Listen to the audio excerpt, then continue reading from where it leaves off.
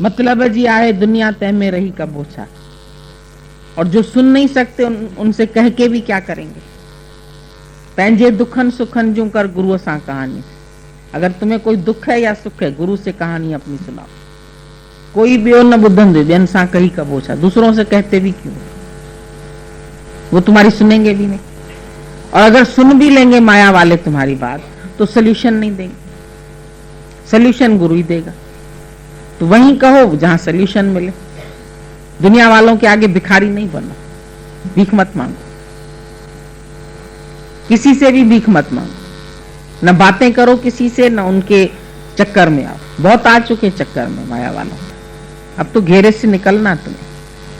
पता नहीं आयु कितनी है, 1 मिनट का तो भरोसा नहीं है। आदमी एकदम बाहर निकल जाए तो अंदर नहीं गया, खत्म। इतनी तो उसकी औकात है।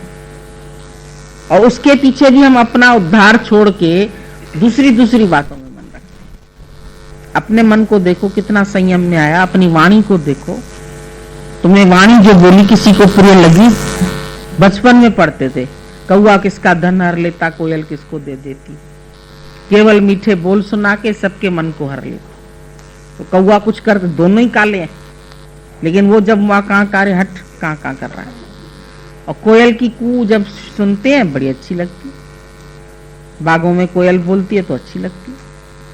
और वो बेचारी छिपी रहती है, उसकी आवाज इतनी अच्छी है, लेकिन तुम कभी खास कोयल को कहीं इधर उधर नहीं देखोगे। तो भगवान के भगत छिपे ही रहते हैं। वो मधुर वाणी सारी दुनिया को भले ही सुनाते हैं, लेकिन निराकार रूप से अपना मान सम्मान नहीं चाहते। गायब ही रहते हैं, छुपे ही रहते हैं। तुम दुनिया में प्रकट होना चाहते हो। हम भी कुछ है, हम भी कुछ है। कुछ नहीं है तुम, zero. Be nothing and do nothing. जब अंदर में डूअरशिप तो चली जाए, करने का भाव वो तो हट जाए। पहले करने का भाव माया में, अब यहां करने का भाव आ जाएगा तो और डूबोगे। यहां क्या करना है तुम्हें? Doing nothing. गीता भगवान इतना अपने मन को वश करने के बाद भी बोल रहे कि मैंने तो एक भी इच्छा को नहीं खत्म किया। कह सकते थे कि मैंने अपनी इच्छाओं का कंट्रोल किया। बोला पता नहीं गुरु की कृपा से कब मेरे अंदर से इच्छाएं खत्म हो। तो अहंकार रहित हो गया ना। बोलने से ही तुम देखो, तुम बोलेंगे मैंने इच्छाओं को खत्म किया, वो बोलते हैं गुरु ने इच्छाओं को खत्म किया। अहंकार नहीं रहेगा। जहां हर बात में तुम गुरु को ऊपर रखेंगे, तुम्हारा अहंकार मिट जाएगा। पर जहां बोलेंगे मैंने ऐसे किया, मैंने पुरुषार्थ किया, मैंने भगवान पाया, मैं गुरु के पास मिटा, मैं मरा, मैं कहां मरता। मिटाने की शक्ति तो मिट्टी में है, क्योंकि वो खुद मिट्टी हुई है। इसीलिए बीज को मिटा सकती। तो जो खुद मिटा हुआ है, जो खुद चरण रज लेते हैं। रज माना क्या होता है? वो चरणों की धूल खुद मिट्टी हुई है ना, मिट्टी है। और उसी रज के समान संत अपने को मिट्टी कर देते हैं।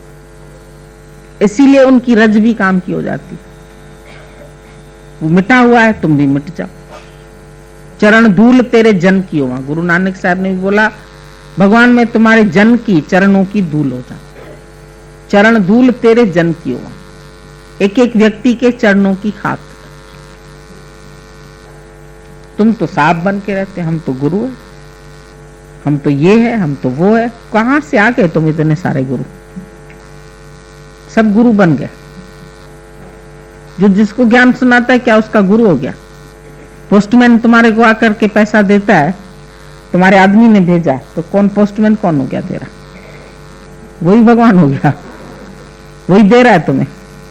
यहां से पोस्टमैन ले जाता है हमारे से माल, तुमको आके देता है तुम्हारे शहर में, तो वो गुरु हो गए सब। बड़ा भ्रम हो गया पोस्टमैनों को कि हम गुरु है, हम ही देते हैं सबको पैसा। अगर पोस्टमैन नहीं आए तो वो पैसा कहां से दे देंगे? तभी कल बताया तुम्हें कि जब एक बार एक लड्डू ले लिया पुजारी ने, बाकी तुम्हारे पास जो बचा वो प्रसाद हुआ। और प्रसाद देने वाले को अहंकार नहीं होता है, वो बल्कि खुशी से ले लो, तुम भी लो प्रसाद, तुम भी लो। एक में से 4 टुकड़ा करके भी देगा लड्डू से, चलो सबको मिलना चाहिए प्रसाद। देने वाले को अहंकार नहीं, लेने वाला मांग के ले सकता है, उसको शर्म नहीं। लेने वाला कहता है लाओ प्रसाद, हमारा हिस्सा दो। तो लेने वालों को शर्म नहीं और देने वालों को अहंकार नहीं। सरल हो गया ज्ञान। गुरु का प्रसाद तुमने किसी को भी खिलाया, उसमें तुमको अहंकार आएगा क्या? मैंने खिलाया, भगवान का प्रसाद है। तो हर बात में बीच में भगवान को डाल दो, तुम छूट जाओ। जीवन ही गुरु का प्रसाद है, बांटते रहो, सबको जीवन देते रहो। एक ब्रह्मज्ञानी का जीवन बना, वो हजारों का जीवन बना देता है, उससे बन जाता है। एक सांचा सही होता है, उससे सब मूर्ति सही बनती। सांचा टेढ़ा मेढ़ा है तो मूर्तियां भी टेढ़ी टेढ़ी बनेगी। तो पहले तुम स्वयं को बनाओ सांचा, गुरु के पास रह करके अपनी चकास करो, अपनी चेकिंग करो, कहां पर अभी हमारा अहंकार है, कहां हमने कंट्रोल नहीं किया है, हमारा मन बुद्धि शांत हुआ, हमने बुद्धि गुरु को अर्पण की, हमारी बुद्धि अपने विषय में सोचती है, अर्पण की। कृष्ण ने क्या मांगा अर्जुन से? मन बुद्धि मांग लिया। जब मन बुद्धि उसके पास नहीं रहेगा तो कोई खुराफात नहीं करेगा। जो खुराफात की चीज थी वो ले ली उसने।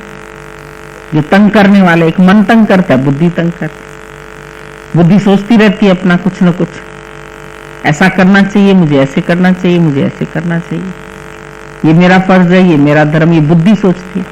अब गुरु समझे कि मेरा धर्म क्या है, क्या फर्ज है, क्या धर्म है, छूट जा।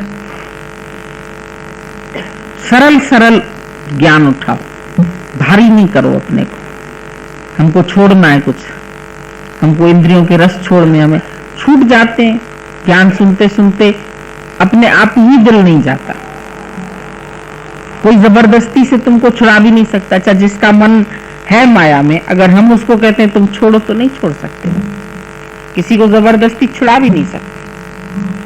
पर ज्ञान में जब तुमको इधर का शौक लग जाता है तो अपने आप ही छूटते जाता, और छूटने में आनंद आ रहा है। साथ साथ दूसरी बात यह है कि एक चीज छोड़ने में दुख होता है। घर छोड़ दिया दुख हुआ, पैसा छोड़ दिया दुख हुआ, पर यहां जो छूट रहा है उसमें आनंद आ रहा है। तो ये सही त्याग है, जिस त्याग से फिर तुम्हारे अंदर आनंद की प्राप्ति है। जिस त्याग से पश्चाताप हो वो त्याग नहीं है। किसी भी चीज का तुमने त्याग किया फिर पश्चाताप किया, क्यों छोड़ दी मैंने, ये फिर गलत हो जाएगा। इसीलिए ज्ञानी कुछ करता ही नहीं, कोई पश्चाताप भी नहीं है, कोई त्याग भी नहीं, सहज त्याग है, विलिंग रिनंसिएशन।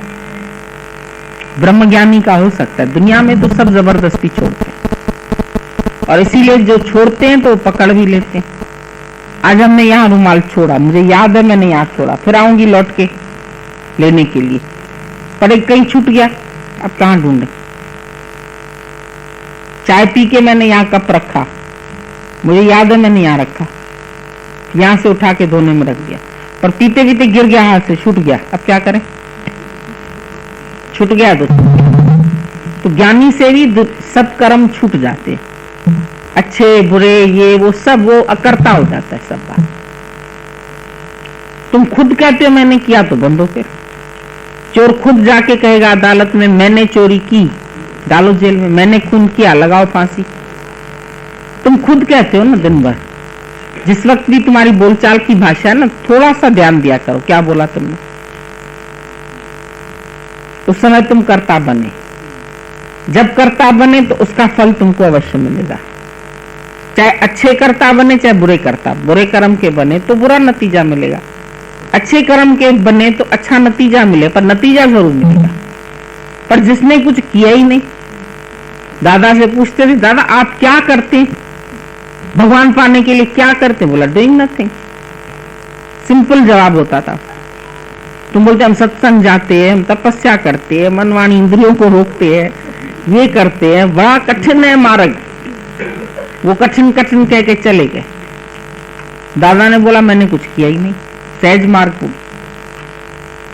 कुछ न करने में तुम्हें परिश्रम करना पड़ रहा है, और कुछ करने में बड़े सहज करते हो।